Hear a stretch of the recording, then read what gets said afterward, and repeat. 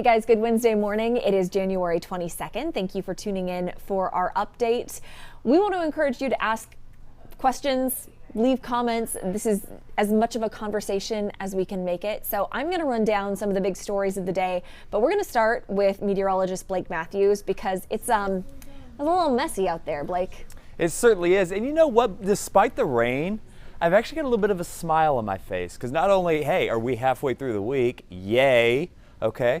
But it's cold out there. And you know how I am. I love my cold weather because, well, when August rolls around and the eyeballs are melting in the back of our head, well, I'll be wishing that we had some cooler temperatures. So we have them, enjoy them.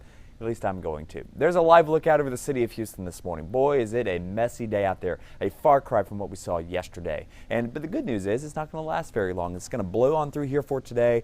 It should begin to clear out as we get into your Thursday and making for a beautiful Friday. Unfortunately, that doesn't last long either. The rain chances come back just in time for the weekend. So it is a messy day out there. It's cold, 43 degrees up there at Bush Intercontinental Airport currently.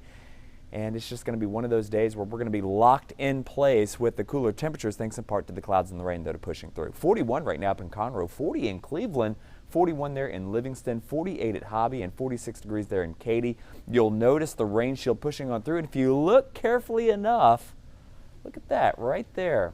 Look at the white and the purple beginning to show up northeast of the Houston area. Even out towards Seven Oaks earlier, you'll notice right there a little bit of wintry precipitation being mixed in with this precipitation. Now, it's going to be all liquid all day here in the city of Houston. The rain is very light, perhaps moderate at times, but just enough to make things relatively wet. The future track indicating that this rain is going to stay with us throughout the day. This takes us into 3 o'clock. Again, this is not a severe weather situation. It's not a flood situation, just light to moderate rain, steady all afternoon. So this takes us into 3 o'clock. Here's a look at 10 o'clock, still raining around southeast Texas. Finally, by the time we get to 7 o'clock tomorrow morning, most of that rain should be well to the east of the area, and things should begin to dry out at that time. So we're going with a 100% chance that it is already raining out there. 20% chance that we could see a few remaining showers first thing tomorrow morning, mainly before sunrise. Friday looking really nice as well. Temperatures back into the 60s. There's your rain chance really straddling Saturday into Sunday. Looks more like a late evening event on Saturday, maybe early Sunday morning. Things clear out again on Monday before yet more rain chances move into the forecast on Tuesday. So once we get through today, Brandy, the forecast not looking all that bad. Weekend not a total washout despite the rain chances. So I don't know about you, as we spoke about yesterday, I'm enjoying the colder temperatures. I hope you are as well. What do you think? I'm an Oregon girl, so I don't even mind the rain. When you were telling folks to get an umbrella, I'm like, I don't need no stinking umbrella. A little rain's not gonna hurt. I won't Spoken like a true Oregonite. Is that what they call them, by the way? Oregonites? Or what do they call them? Oregonian. Oregonians. Mm-hmm. Oregonians. Spoken like a true Oregonian. Part Oregonian, part Texan at this point. Blake, thank you. All right. One of the other stories we're tracking for you this morning is one that developed overnight. Around 4 o'clock this morning, a semi driver went off the freeway. This is the North Freeway near FM 1960 in the southbound lanes. So he crashed into a median, into a metal pole, into a tree, split the cab and the trailer. Deputies say he wasn't wearing a seatbelt and he was ejected. He died on the scene, and you could see in some of that video there, the trailer was carrying beer cans, and so those spilled everywhere. There you go. So lots and lots of cleanup. An update from Harris County Sheriff just a little bit ago said most lanes are back open, but some of our coworkers are coming in on the North Freeway, and they say it is backed up. It's going to take them an hour and a half to get in from Spring and the Woodlands. So not a lot of options because there is so much volume coming down, but it might take some time for that backup to clear itself up.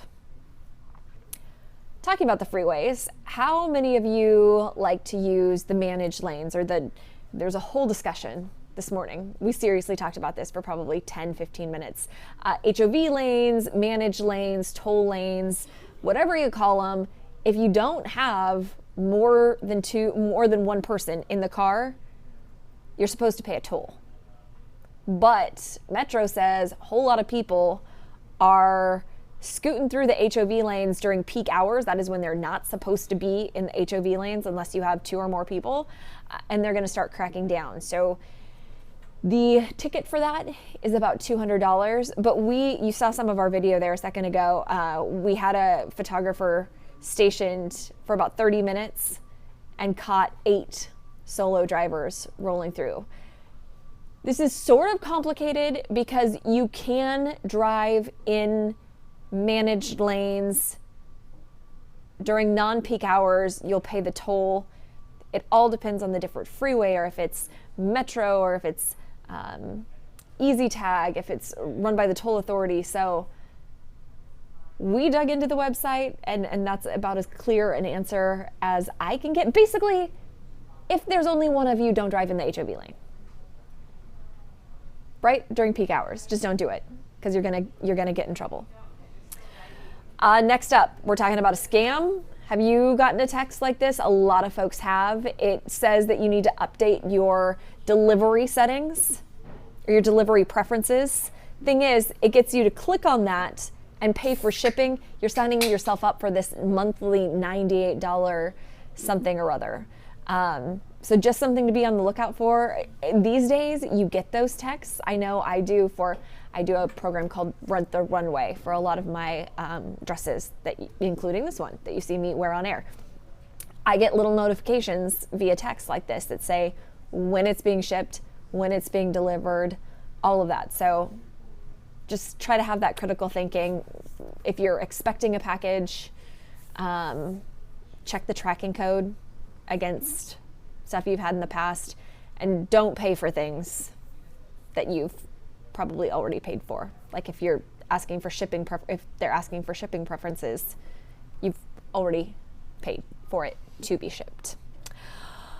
Finally, I think this is really cool. JJ Watt's gonna host SNL.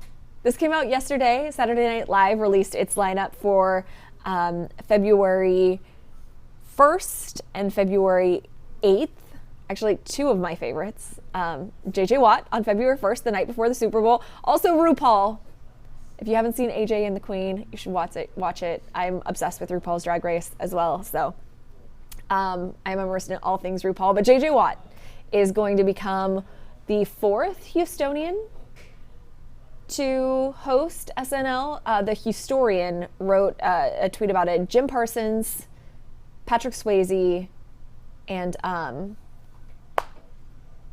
what's her name? She's the actress in The Shining. Those eyes. That's gonna drive me crazy. Yeah, the first one. Shelley Duvall. So those are the 4 now with JJ Watt, who can say that they were SNL hosts. JJ tweeted this: "I can't even pretend to hide my excitement about this. This is something truly special, and I am extremely grateful for the opportunity from Lorne and everyone involved at SNL. New York City, let's have some fun." So the night before the Super Bowl, I think they'll have fun with that. That'll be a good show. That's all I've got to say about that. I'm pretty excited. I'm going to set my DVR because I will be asleep. Because I have to be at work at 5 a.m. that day. So, comments and questions, Brandon? Yeah, we have a couple people talking about the weather. Pena's saying, "I want to see the sun." Some people seem to like that. I personally love any time where I get to not have my air conditioner running, and I haven't had it running in like 3 days. So I just turned the HVAC system off because we were in that kind of like weird in between where you didn't really need a heater, you didn't really need AC. My roommate turned on the heater. I took a nap for an hour and woke up. I'm like, what? Why? It was blasting. It was 75 in my house. yeah, that's too much. Don't like that. Jackie's a fan of the weather. Andrea says, "Better not move to Seattle or Portland then if this isn't your cup of tea." See, I love, this is what I was raised in. Gray, gloomy, drizzly. Yeah, I'm the same way. My girlfriend will leave I'll leave the windows open in weather like this. Yes. Because I fully love to come home freezing. Because if you're cold, put on a blanket, and it's free air conditioning. But my girlfriend will sneakily close the windows a little bit at a time, or go around and close the windows, and I'll be like, "I know they're closed. I know they're closed." That's funny. I do sleep with the window open overnight because I like it when it's cold and then you're all bundled. Downside is getting up, although it wakes you up very quickly. That is the benefit of having the windows open at 1:15 in the morning. Yeah. Anything else? I mean, that's the big one today. You know, a couple people are sending out condolences to the family of this truck driver. It is sad to see. Yeah, a couple people. Prayers for the family from Teresa and Tasha. Yeah, and just a reminder from Sue, wear your seat belts. Yeah, that's a lesson. So my dad was a volunteer firefighter for years and years and never wore his seatbelt until he was on his way to work one day and saw a crash. And, you know, volunteer firefighter, he's trained in some rescue maneuvers, like life-saving skills. So he jumped into action, but the driver of one of the trucks, this is going to get really graphic, so I apologize. The driver wasn't wearing seatbelts and had gotten not fully ejected, but like half out the door. And the truck had kept rolling and his head dragged on the pavement. So that's the scene my dad came up on. Dad wears his seatbelt now. And it's scary that that's the wake-up call he needed, but it's such an important reminder.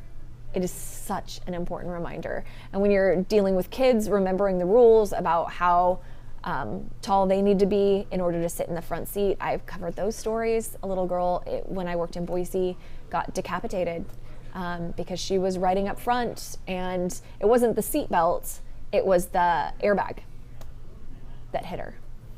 Yeah, I had a hard time for a long time until I moved to Houston. I was very sketchy on how often I would wear my seatbelt, honestly. Brandon. And it was in in the older model cars, this is the first car I've had that had the seatbelt detector that'll beep at you. The older model cars that just kind of let it go. But yeah, I think 2 days into driving around Houston, I was full time. And it was just amazing to me now that I've seen all this and the stuff you see going back and forth every day on Houston roads, how many close calls I must have had that I would have barely missed. It's, you can trust yourself as a driver all you want, but going out there, I mean, once a day, I see someone making the most terrifying maneuver and notice that they've got paper tags, and you think, oh, wonder why? What happened to the last car? Anyway, all right, we will wrap it up. There's another update coming up at 2:15.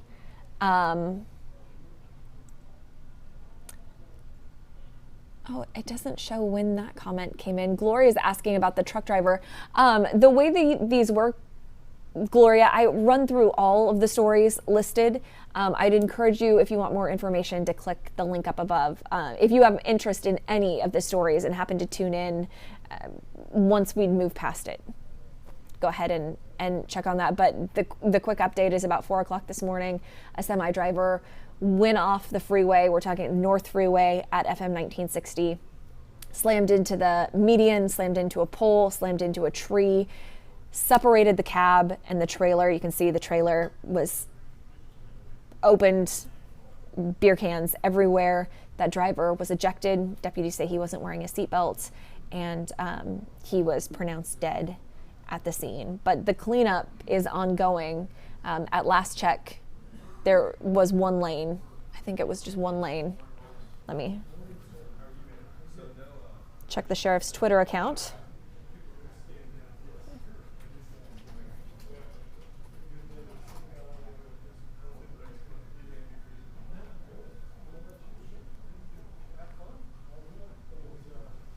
All main lanes are open except the outside one. On-ramp and service roads are still closed for cleanup. So that's why it's causing an incredible backup for folks who are coming in from the north side. All right, tune in for the update at 2:15. We'll also have live coverage of the impeachment trial getting going at noon after that 13-hour marathon yesterday. If you want to tune in for that, just keep it posted right here. Have a good day.